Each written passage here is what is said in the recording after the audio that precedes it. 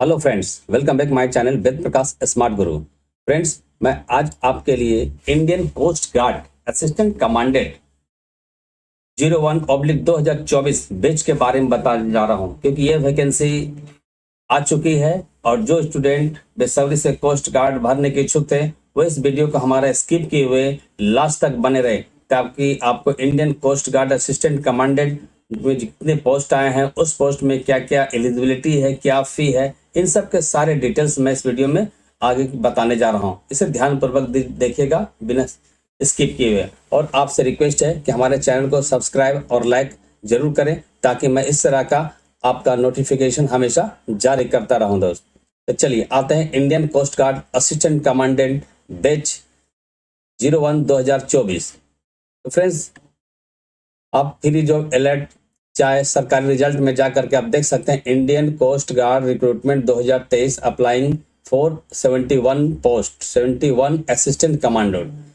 तो friends, coast guard का 71 assistant commandant post का वैकेंसी आ चुकी है, जिसका डिटेल्स मैं आपको बताने जा रहा हूं। तो सबसे पहले Indian coast guard assistant commandant वेज का जो है स्टार्टिंग डेट, जो आपका इंपॉर्टेंट डेट आया है कि स्टार्ट डेट जो अप्लाई है 25 जनवरी 2023 से 11 बजे सुबह स्टार्ट की जाएगी, और इसका लास्ट डेट जो है 9 फरवरी 2023 अप टू 17 आवर, यानी शाम को 5 बजे तक।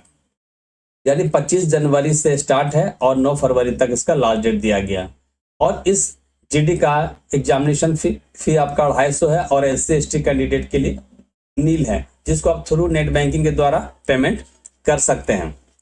इसमें एज भी लिमिट की गई है, कहता फॉर जनरल ड्यूटी, यानी जो आपका कोस्ट गार्ड में जीडी का पोस्ट निकाला गया है उसके लिए candidate should be born 1 July 1998 to 30 June 2002, both dates inclusive. कहता है कि जो आप कोस्ट गार्ड में आप जीडी के लिए फॉर्म भरना चाहते हैं तो आपका जन्म जो है 1 जुलाई 1998 के बाद और 30 जून 2002 के पहले का होना चाहिए, तभी आप जीडी के लिए आप भर सकते हैं फॉर्म। और कॉमर्शियल पायलट एंट्री, और कॉमर्शियल पायलट एंट्री के लिए CPL/SSS candidate should be born 1 July 1988 to 30 June 2004, यानी इसके लिए भी आपका जो है जन्म जो है 1 जुलाई 1998 से के बाद और 30 जून 2004 का पहले का होना चाहिए। फिर अगला पोस्ट जो है फॉर टेक्नीशियन मैकेनिकल, यानी इसका भी जन्म के लिए 1 जुलाई 1998 के बाद।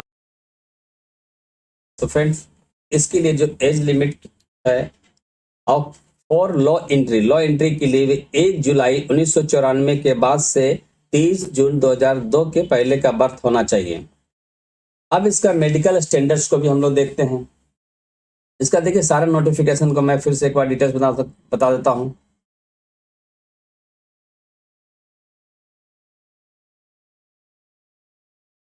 तो joint Indian coast guard ministry of defence, इसके लिए एलिजिबिलिटी क्राइटेरिया आपका पोस्ट जो दिया गया है जनरल ड्यूटी दिया गया है।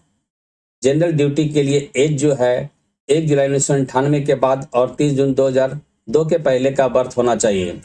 और इसके लिए एजुकेशन क्वालिफिकेशन जो है number 1 should hold a degree on recognised university with the minimum 60% aggregate. कहता है कि इसमें आपका ग्रेजुएशन 60% मार्क्स के साथ होना चाहिए। इसी में दूसरा भी क्राइटेरिया दिया गया है number 2 mathematics and physics as subject up to intermediate.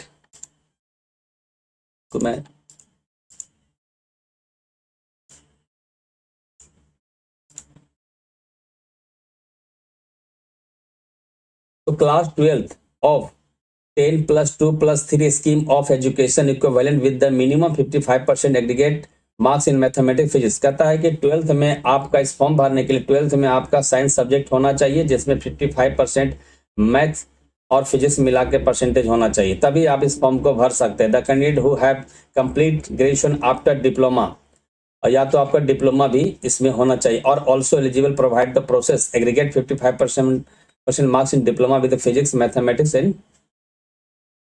अगला पोस्ट जो है ये तो जीडी के लिए था। दूसरा पोस्ट जो कमर्शियल पायलट लाइसेंस SSA, उसके लिए भी आपका बर्थ जो है 1 जुलाई 1998 के बाद और 30 जून 2004 के पहले का होना चाहिए। इसके लिए एजुकेशन क्वालिफिकेशन कहता है should have pass 12th pass class होना चाहिए, 12th क्लास पास होना चाहिए और आपका 55% मार्क्स आपका फिजिक्स केमिस्ट्री में मस्ट होना चाहिए। 55 marks diploma with the physics mathematics in the सरकम should pass current commercial pilot licence, और कहता है कि साथ में current commercial pilot licence issued validate of the director general civil के रूप में होना चाहिए। अगला पोस्ट है टेक्नीशियन, बोर्न जिसके लिए 1 जुलाई 1998 से लेकर 30 जून 2002 का होना चाहिए। Number 1 should have hold the engineering degree, इसके लिए आपको इंजीनियरिंग डिग्री होना चाहिए, तभी आप टेक्नीशियन फॉर्म को भर सकते हैं। चौथा जो है technician electrician electronic, born 1 July 1998 के बाद से लेकर 30 जून 2002 के पहले का होना चाहिए। इसके लिए should have the engineering degree of recognised university in the electrical all the electronics of the telecommunication of instruments for the instrumentation. फिर लास्ट जो इसका पोस्ट है लॉ एंट्री, इसके लिए भी आपका डेट जो है जन्म तिथि 1 जुलाई 1994 के बाद और 30 जून 2002 के पहले का होना चाहिए। इसके लिए एक डिग्री लॉ कहता है कि लॉ से एक डिग्री होना चाहिए किसी भी रिकॉग्नाइज्ड यूनिवर्सिटी से, और जिसमें 60% मार्क्स कंपलसरी चाहिए।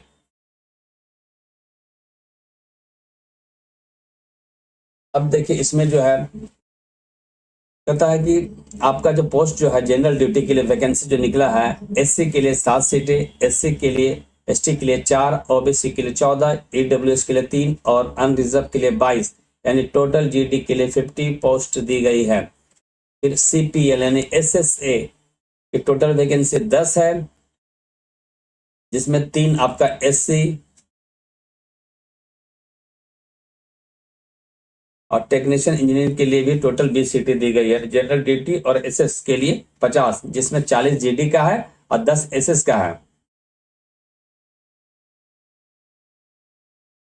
Additional criteria candidate withheld the discipline ground the training of academy not eligible to the appear.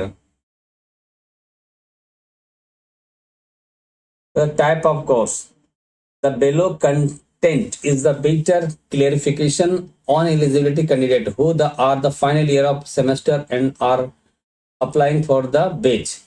कहते हैं yearly course mandatory of document to be held in candidate। कहते जब आप एग्जाम को निकाल लीजिएगा तो कौन कौन सा डॉक्यूमेंट आपके लिए मैंडेटरी है। सेकेंड ईयर मार्कशीट, कहता सेकेंड ईयर का मार्कशीट होना चाहिए। Date issue on the before the closing date of application, third year of marksheet with the date of issue on the before date of closing ना semester course. Selection procedure कहता है कि coast guard का जो selection procedure है ये आपको बताया गया, स्टेज 1 स्टेज 2 में दिया गया है।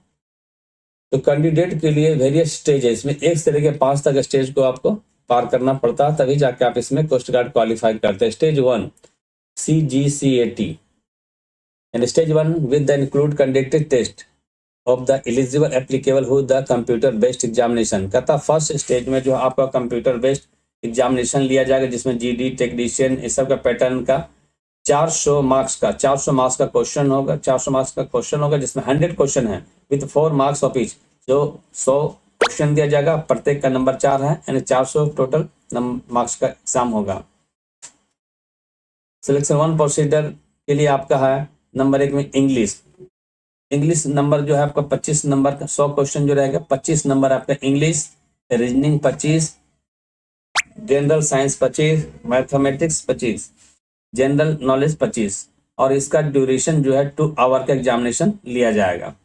सिलेक्शन प्रोसीजर 2 कहता है इसमें भी आपका एग्जाम जो है इंग्लिश का 10 क्वेश्चन होंगे, रीजनिंग का भी 10 होंगे, न्यूमेरिकल और रीजनिंग दोनों मिला के 10, और जनरल साइंस एंड मैथमेटिक्स का 10, और जनरल नॉलेज का 10, और मैकेनिकल का 60।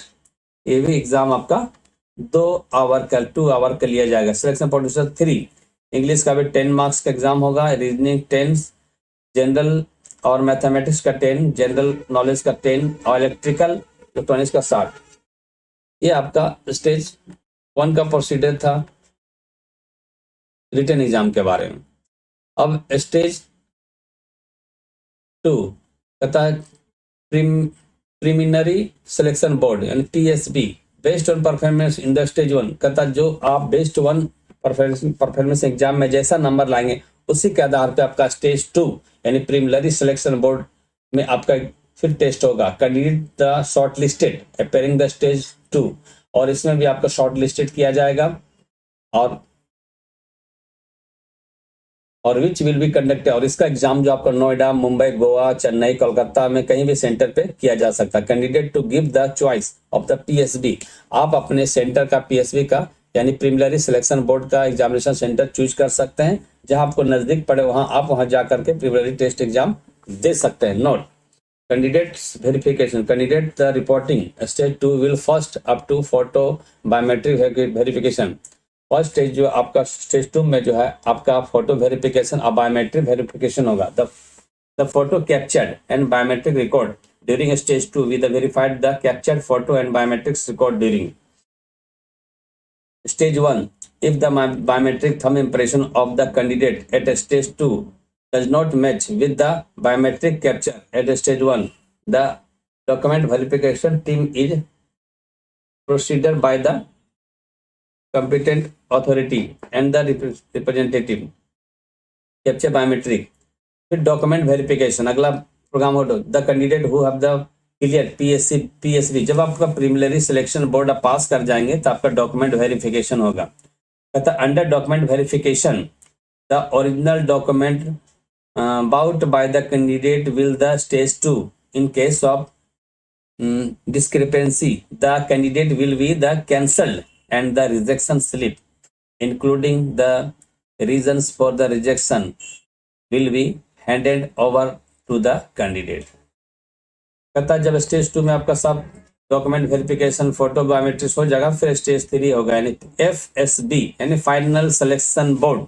The candidate qualifying for the stage 2 will be the intimated of the completion of a stage 2 at the respective center. Then schedule of the stage 3 will be intimated of the candidate the personal logic। फिर उसके बाद आपका stage 4 जो आपका medical examination होगा। Medical examination based on new Delhi, आपको new Delhi में आपका मेडिकल एग्जामिनेशन होगा। मेडिकल एग्जामिनेशन में पास कर जाने के बाद फिर स्टेज 5 यानी induction the candidate who clear stage 4, जब आप मेडिकल एग्जाम भी सारे स्टेज पास कर जाएंगे तो फिफ्थ जो आपका इंडक्शन होगा यानी all India merit list the vacancy available the provisionally selected training and will be required to the report INA naval orientation course NOC as per the instruction। All India merit list will be based on the combined marks of stage 1 stage 3 candidate reporting INA के द्वारा। इस तरह से step 5 के बाद आपका selection हो जाएगा।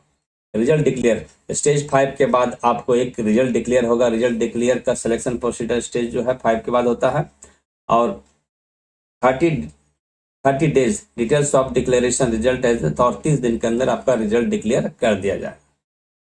The marks candidate not short listed stage 2 कहता है कि आपका जो मार्क्स लाइएगा स्टेज 2 में उसको shortlisted not shortlisted किया जा रहा है विच विल बी डिक्लेयर कंसमेंटेड of stage 2। Marks candidate not shortlist 3 और 3 का भी मार्क्स जो है शॉर्ट लिस्टेड आपको नहीं किया जाएगा। The candidate marks not be clearing the FSB will be declare combination. How to apply कहता आप इसे अप्लाई कैसे कीजिएगा और कब कीजिएगा। तो application will be accepted only online कहता है कोस्ट गार्ड का एप्लीकेशन जो है सिर्फ आपका ऑनलाइन लिया जाएगा और ये ऑनलाइन आपको 25 जनवरी 2023 से स्टार्ट होगा और 9 फरवरी 2023 तक चलेगा। द कैंडिडेट में apply the one post early assistant commandant GD या असिस्टेंट कमांडेंट टेक्नीशियन कहता आप GD को अप्लाई कीजिए चाहे असिस्टेंट कमांडेंट टेक्नीशियन का। डॉक्यूमेंट अपलोड द एप्लीकेशन और एक चीज ध्यान रखिएगा आपको क्या क्या डॉक्यूमेंट कंपलसरी पड़ेगा। आप जब फॉर्म भरने जाइएगा तो अपने साथ पासपोर्ट फोटो, आधार कार्ड, मोबाइल सारे डॉक्यूमेंट को अवश्य लेके जाए अपने कैफे में भरने के लिए। और प्लस अगर ग्रेजुएट है तो ग्रेजुएट का मार्कशीट, ISC का मार्कशीट जिसमें आपका मार्क्स जो है 55% से अबव होना चाहिए साइंस में। इसके लिए जरूरी डॉक्यूमेंट क्या क्या है मैं आपको बता देता हूँ।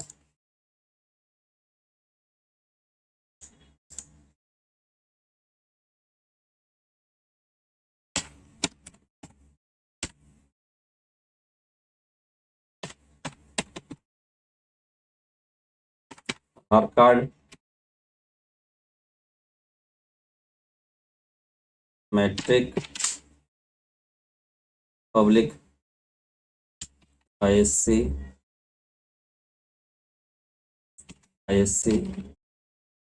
Public,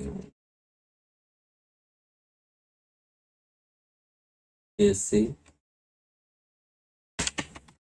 marksheet, caste certificate, residence certificate,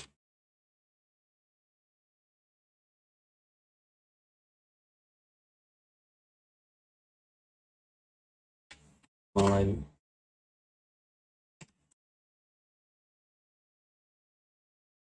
phone,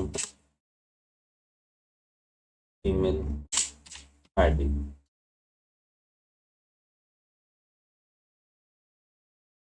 इतने सारे डॉक्यूमेंट आपको इंडियन कोस्ट गार्ड को भरने में लगेंगे।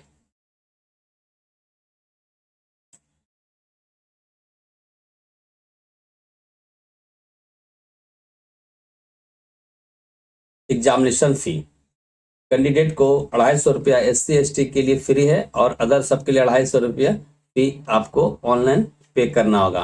एग्जामिनेशन फी में जो छूट जो SC ST कैंडिडेट के लिए है, जो नॉट रिफंडेबल होंगे,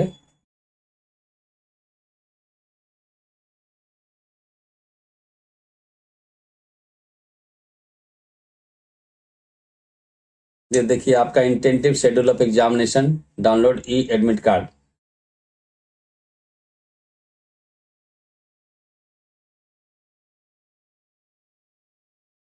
आप इस तिथि तक अपना एडमिट कार्ड डाउनलोड करके एग्जामिनेशन सेंटर पर जा सकते हैं। स्टेज 1 स्टेज 2 सारा।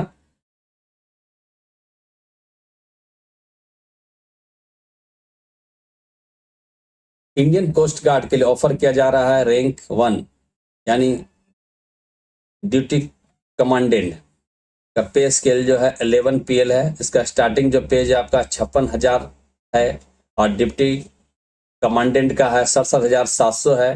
कमांडेंट का है 78,800 है, स्टार्टिंग पे है। डिप्टी इंस्पेक्टर का है 1,31,100 है। इंस्पेक्टर जनरल का पे स्केल जो पे है, बेसिक पे जो है 1,44,200 है। एडिशनल डायरेक्टर जनरल का है 1,82,200 है और डायरेक्टर जनरल का 2,05,400। तो ये आपका कोस्ट गार्ड का पेमेंट का जो ऑफर किया जा रहा है वो भी आपको सारा इसमें बता दिया गया है कि आप अगर असिस्टेंट कमांडेंट को भरते हैं तो 56,100 का स्टार्टिंग बेसिक पे होता है।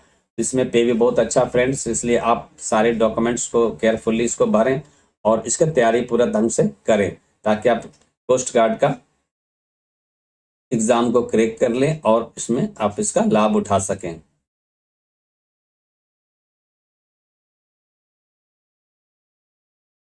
फ्रेंड्स थैंक यू, धन्यवाद।